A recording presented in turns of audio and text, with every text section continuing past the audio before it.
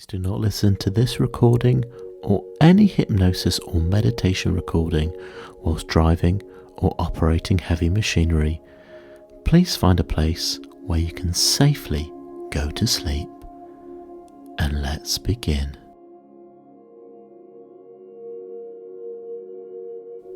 Alice in Wonderland Chapter 4.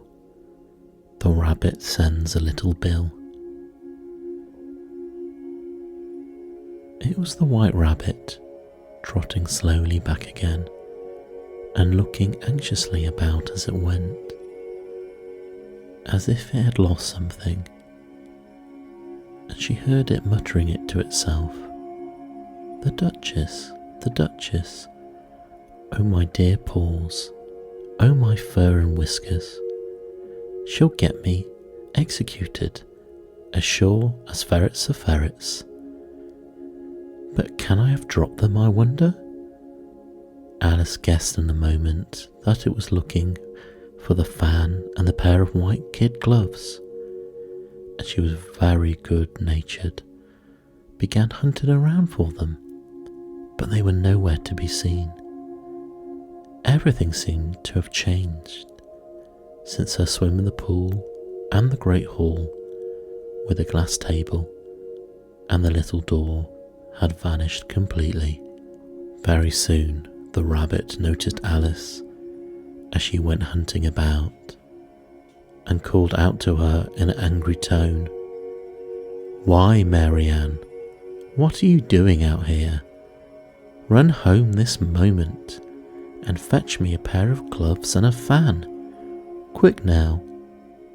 And Alice was so much frightened that she ran off at once in the direction it pointed to, without trying to explain the mistake it had made. "He took me for his household," she said to herself as she ran. "How surprised he'll be when he finds out who I am. But I better take his fan and gloves, that is, if I can find them."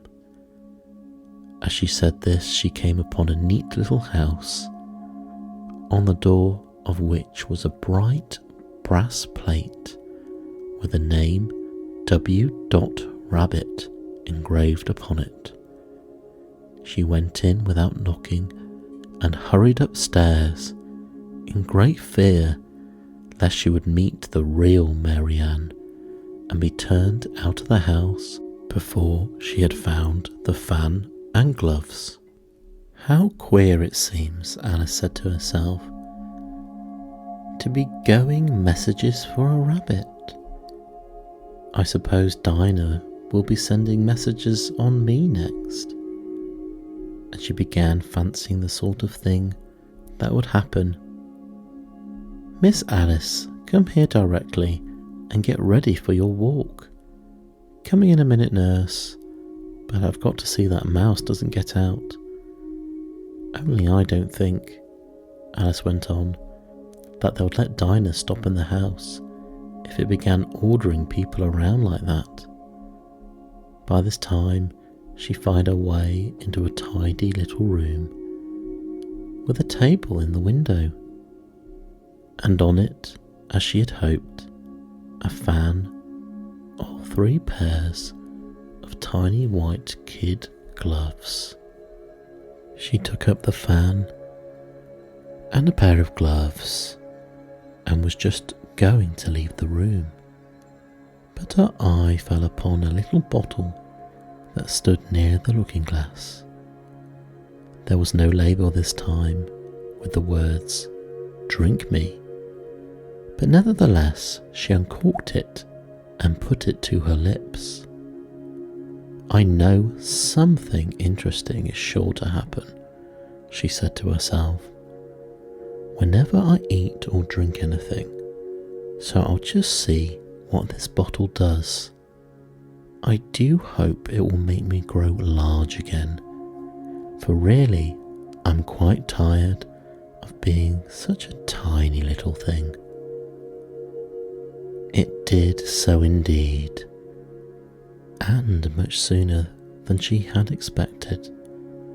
Before she had drunk half the bottle, she found her head pressing against the ceiling, and had to stoop to save her neck from being broken.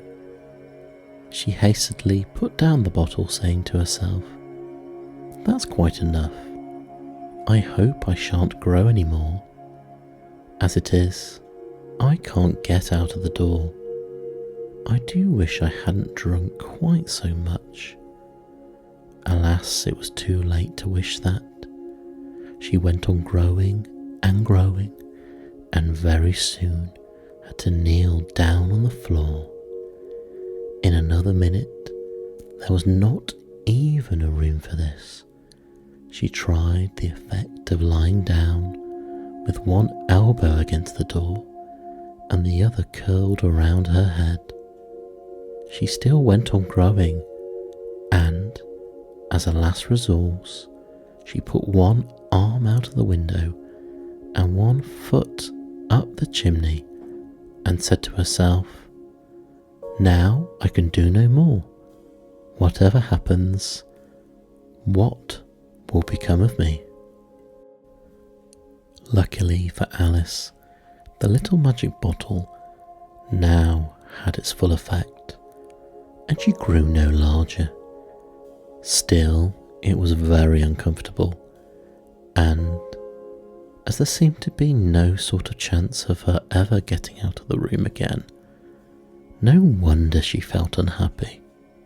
It was so much pleasanter at home, thought poor Alice, when one wasn't always growing larger and smaller and being ordered about by mice and rabbits.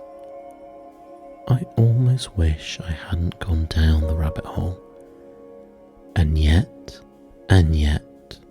it's rather curious, you know, this sort of life. I do wonder what can have happened to me. When I used to read fairy tales, I fancied that kind of thing happened, and now I'm here in the middle of one. There ought to be a book written about me. That there ought, and when I grow up, I'll write one. But I'm grown up now, she added in a sorrowful tone. At least there's no room to grow up any more here. But then, thought Alice, shall I never get any older than I am now? That'll be a comfort one way, never to be an old woman, but then always to have lessons to learn. Oh, I shouldn't like that. Oh, you foolish Alice, she answered herself. How can you have lessons in here? Why, there's hardly any room for you, and no room at all for any of your lesson books. And so she went on, talking first one side and then the other, making quite a conversation of it altogether. But after a few minutes, she heard a voice outside and stopped to listen. "Marianne, Marianne," said the voice, "fetch me my gloves this moment." Then came a little pattering of feet on the stairs. Alice knew it was the rabbit coming to look for her, and she trembled still. She shook the house, quite forgetting that she was now about 1,000 times as large as the rabbit, and had no reason to be afraid of it. Presently the rabbit came up to the door and tried to open it, but as the door opened inwards and Alice's elbow was pressed hard against it, the attempt proved a failure, and Alice heard it say to itself, "Then I'll go round and get in at the window." "That you won't," thought Alice, after waiting till she fancied she heard the rabbit just under the window. She suddenly spread out her hand and made a snatch in the air. She did not get hold of anything, but heard a little shriek and a fall, and a crash of broken glass, from which she concluded that it was just possible it had fallen into a cucumber frame, or something of the sort. Next came an angry voice. The rabbit's.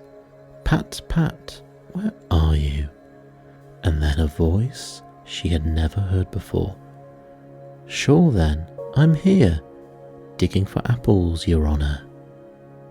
Digging for apples indeed, said the rabbit angrily. Here, come and help me out of this. Sounds of more broken glass. Now tell me, Pat, what's that in the window? Sure, it's an arm, Your Honour. He pronounced it An arm, you goose.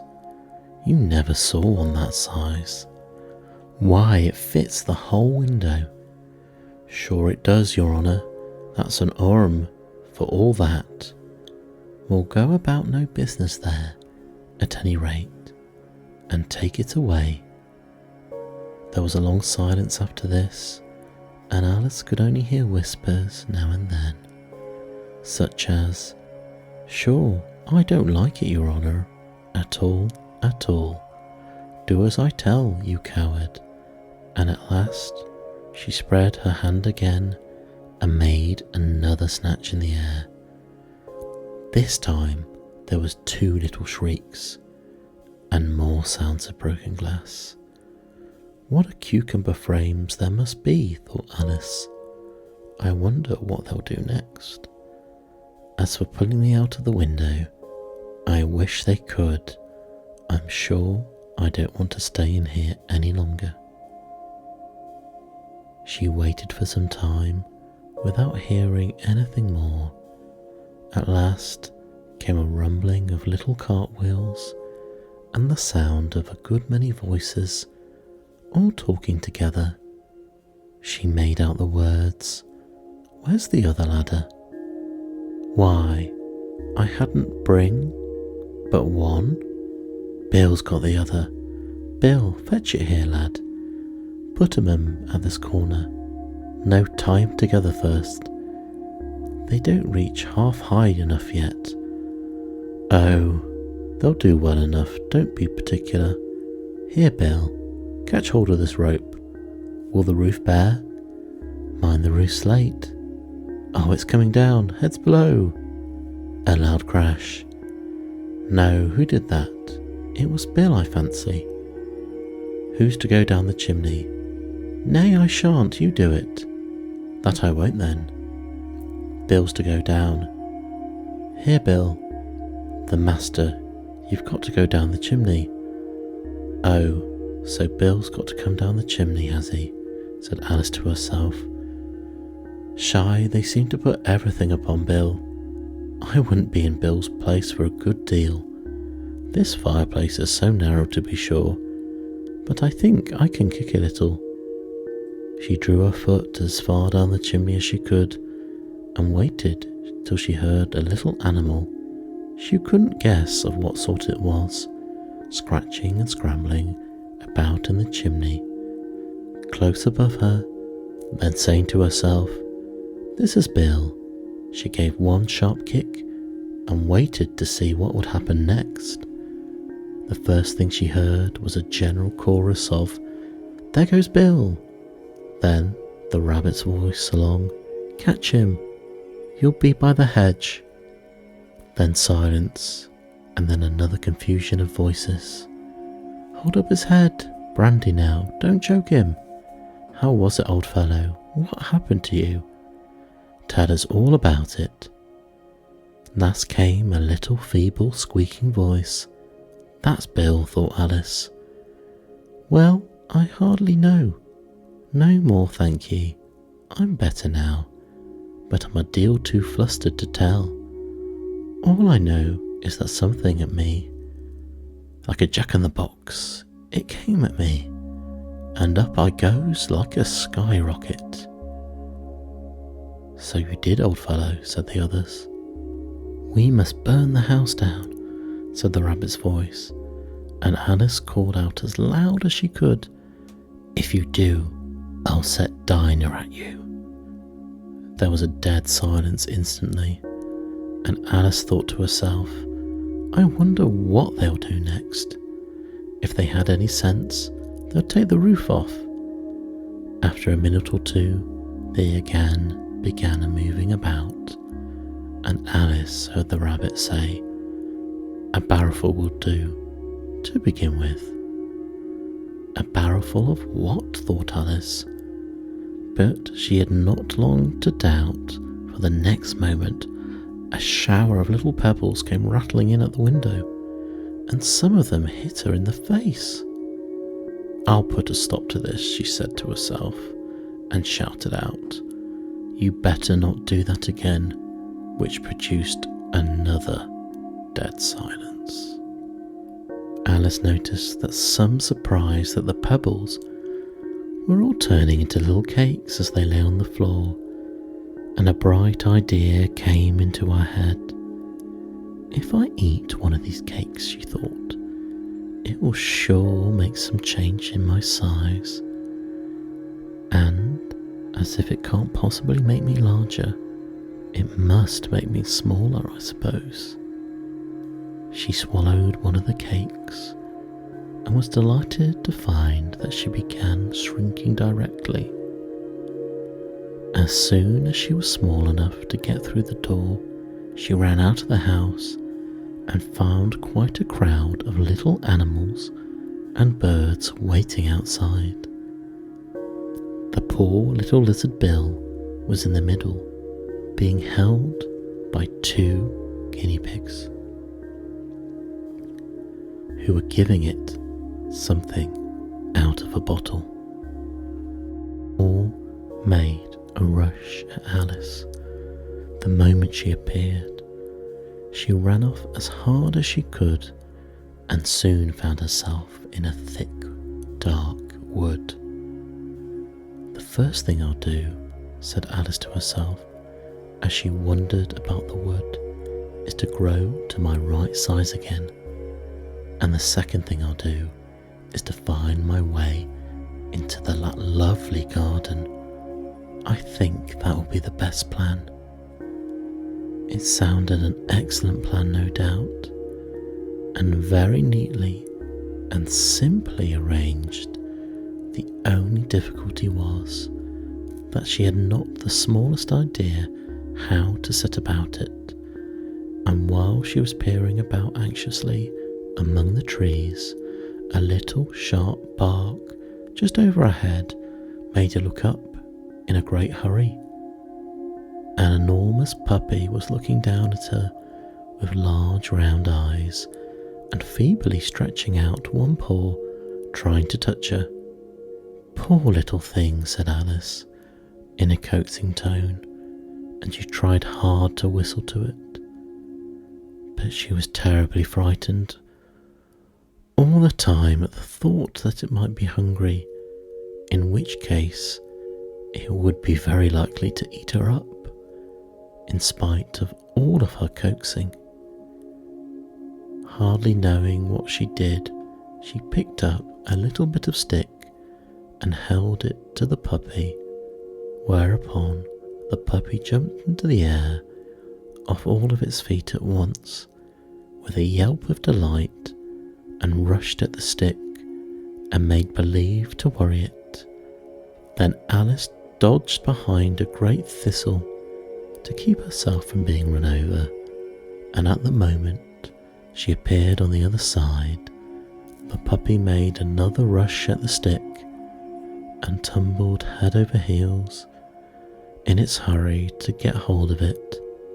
Then Alice, thinking it was very like having a game of play with a cart horse and expecting every moment to be trampled under its feet, ran around the thistle again, and then the puppy began a series of short charges at the stick, running a little way forward each time and a long way back, and barking hoarsely all the while, till at last it sat down a good way off, panting with its tongue hanging out of its mouth and its great eyes half shut. This seemed to Alice a good opportunity for making her escape, so she set off at once and ran till she was quite tired and out of breath. until the puppy's bark sounded quite faint in the distance. "And yet, what a dear little puppy it was," said Alice, as she leant against a buttercup to rest herself and fanned herself with one of its leaves. "I could have liked teaching it tricks very much if I'd only been the right size to do it.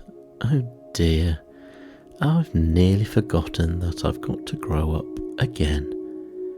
Let me see, how is it to be managed? I suppose I ought to eat or drink something or other, but the question is, what?" The great question certainly was what. Alice looked all around at the flowers and the blades of grass, but she did not see anything that looked like the right thing to eat or drink under the circumstances. There was a large mushroom growing near her, about the same height as herself, and she looked under it and on both sides of it and behind it. It occurred to her that she might as well look and see what was on the top of it. She stretched herself up on tiptoe and peeped over the edge of the mushroom, and her eyes immediately met those of a large caterpillar that was sitting on top with its arms folded, quietly smoking a long hookah and taking not the smallest notice of her or of anything else.